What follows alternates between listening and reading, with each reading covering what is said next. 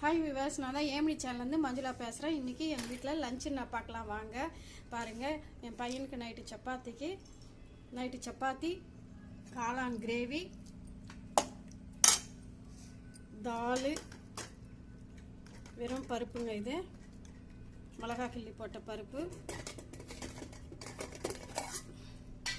ரசம், கடல ரசம், சூடான சாதம், நெய், ஃப்ரூட்ஸுக்கு ஆரஞ்சு, அதுக்கப்புறம் சுண்டல். இந்த வீடியோ பிடிச்சிருந்தால் லைக் பண்ணுங்கள், ஷேர் பண்ணுங்கள், சப்ஸ்கிரைப் பண்ணுங்கள்.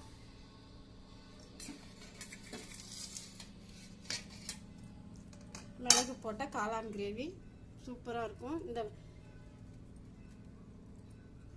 கடல ரசமும் சூப்பராக இருக்கும். சுட சுட சாதம்.